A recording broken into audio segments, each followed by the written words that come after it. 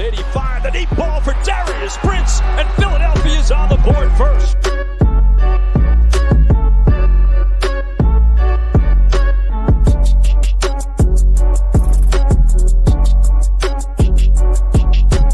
On the draw, this is Bryson Allen. And Allen weaving his way all the way down to the 22. 10-yard line, 5.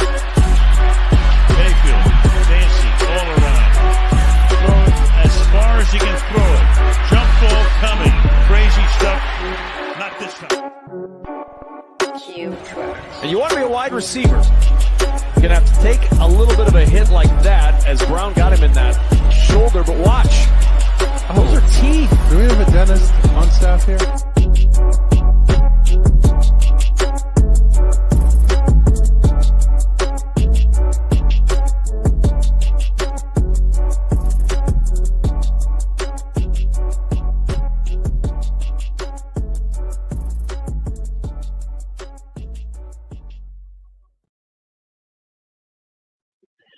What's up, YouTube? How we doing tonight?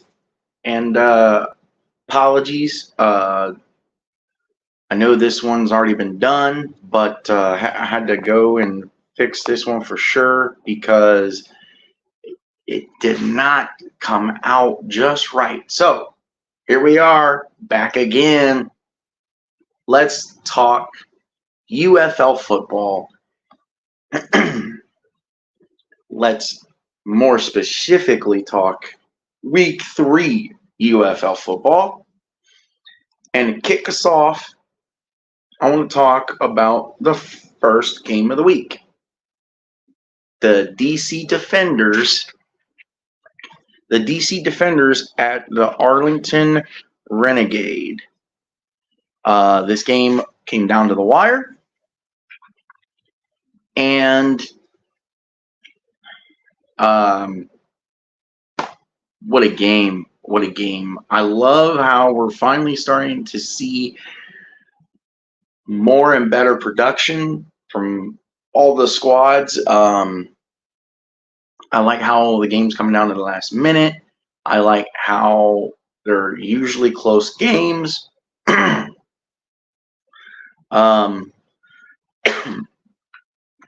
Excuse me. But yeah, for sure, 100%. What a game right here that we're going to talk about. So, congratulations to DC.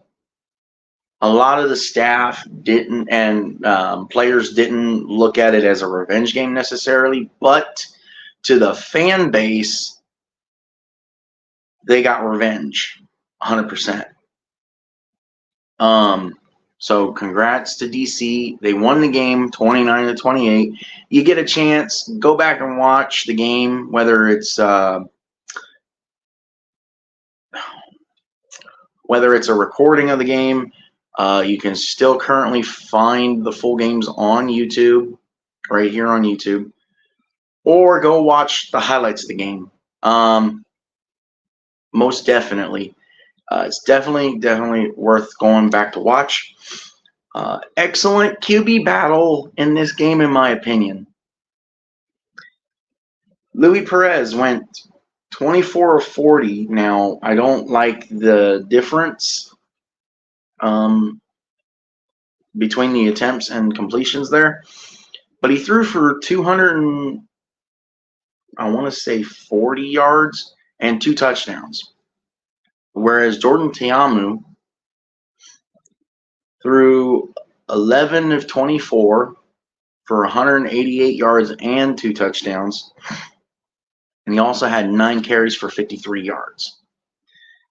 And the top receiver for that game was Tyler Vaughns with 9 catches for 109 yards and 1 touchdown. This game is totally worth a rewatch. So if you get the chance, I cannot stress it enough, go rewatch the game. Our next game we're going to talk about was Memphis versus Birmingham. And Birmingham won the game 33-14. And I have a lot of concerns, questions, and just general, like, what are we doing type of stuff that I find myself asking after this game. First of all, Case Cookus, Memphis Showboats, you need to get him an O-line. 100%. You need to get him an O-line. Otherwise, how in the freaking world can he stand up straight? The dude is eating so much turf and grass. It's uncanny. Most likely grass. It's uncanny. He is going to end up in a freaking hospital bed, or at least admitted to the hospital, because of what Memphis is doing. They have a quarterback, a good enough quarterback to win you games. They don't want to help him as far as protection. You helped him with weapons. Now you got to help him with protection. If he doesn't have enough time to throw the ball and he's getting sacked, that's a problem. Let's fix it. Adrian Martinez. Shout out to Adrian. He really came to form in this game, in my opinion. He really balled out and shined oh so bright in this game. I loved the production that we got out of Adrian Martinez, and I personally think he can only go up from here. So it's definitely going to be interesting to see what happens with him. Hopefully,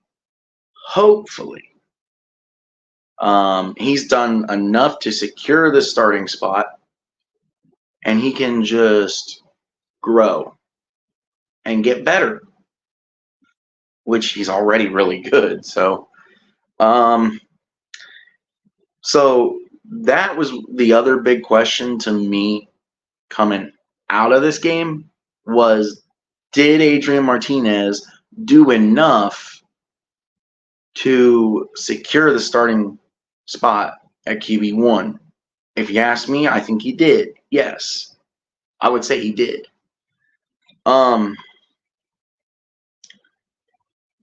Speaking of Case Cookus, Case went 15 of 22 for 139 and 1 touchdown.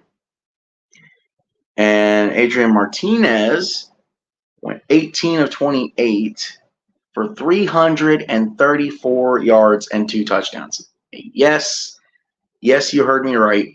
He threw for 334 yards. Now, Adrian Martinez is the first quarterback in the UFL to throw for over 300 yards. What an insane accomplishment. On top of that, he also had 5 carries for 44 yards and a touchdown. My biggest thing here is, and I kid you not, my biggest thing, excuse me, I want to give a shout out to the Birmingham defense because of the insane performance that they had over the weekend. Thank you very much. It just goes to show how dominant Birmingham really is. I love the production that we're getting out of the defense, and honestly, this is the best I've ever seen this defense at any time between 2022, 2023, and 2024, because the defense alone by itself had arguably the best defensive performance of the year as an entire unit, with 8 sacks in one game, 1 interception, and 1 forced fumble. On top of that, this is the best sack record that Birmingham has had since they came into existence and back into existence in 2022. In all of the organization's history, this is the best record that they have because they have had 17 sacks in three games. 17 in 3 games, y'all. All right. Enough praising my squad, the Birmingham Stallions. Let's jump over to the Sunday games, y'all. Our first Sunday game. Wow. What a game. What a first half. Michigan Panthers versus the Houston Roughnecks. And Michigan won 34-20. And pretty much all the scoring came in the first half. Pretty much all of it. So Michigan finally showed that they can put together a first half.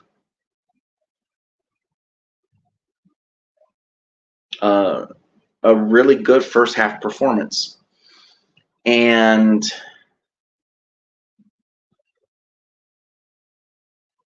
I know it was against a team that ain't very good, if you ask me or anybody that watches the league. But it's improvement. I mean, they haven't really had very successful first halves to start the season anyway. So if you ask me, that's a plus, and I will take that. Sinnott shined for Houston in his first start for the Houston Roughnecks.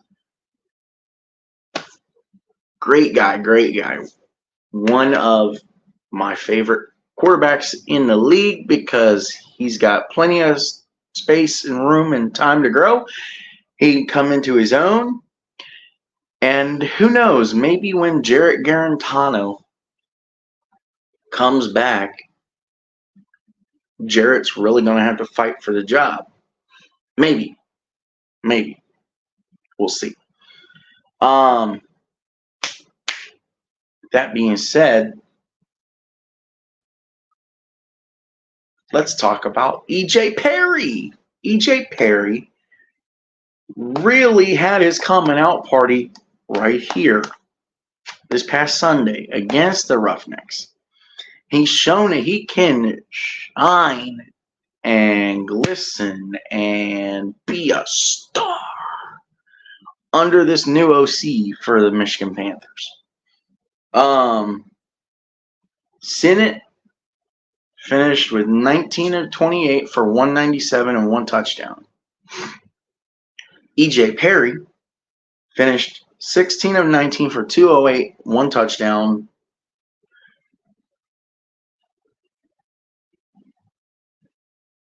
And 9 carries for 60 yards and a touchdown. And 2 touchdowns. My bad. 2 touchdowns. And a breakout offensive star that ain't the quarterback. Give a shout out to Michael Sims, baby.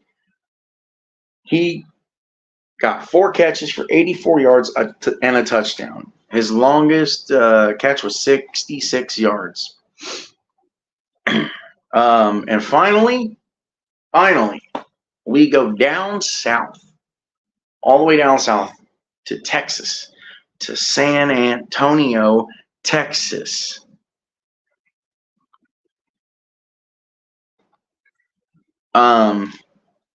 Where we got a great closeout game for the week between the St. Louis Battlehawks and the San Antonio Brahmas. Wow, what a game. Be on the lookout, everybody. We had another incident of McCrybaby a.k.a. A.J. McCarron. I do like A.J. McCarron. I think he's a good quarterback, but he is too Tom Brady-like in the sense that he cries and whines about every little thing. I mean, come on, bruh. What are you doing, man? Come on now. All right, y'all. St. Louis proves that they're the top dogs of the XFL conference with a win on the road in St. Louis. San Antonio, very similar to the way they started last season. And AJ proves that McCarron magic that he had at Bama is still alive 12 or so years later. Let's go.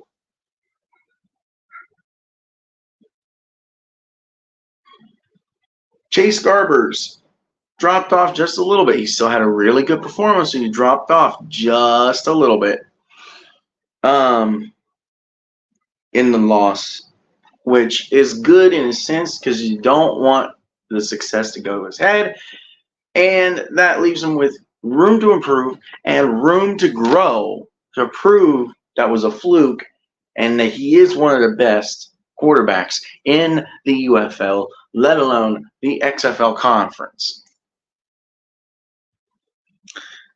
A.J. McCarron went 19 of 27 for 152 and 1 touchdown.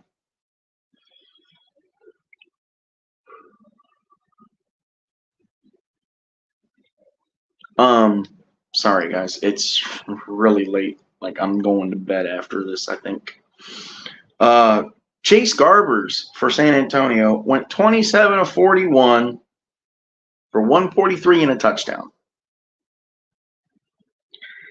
And come on, man. You know who the top receiver guy was for this game for St. Louis. You know. Kareem Butler, baby. He went 6 catches for 87 yards and a touchdown. He got himself a tutty.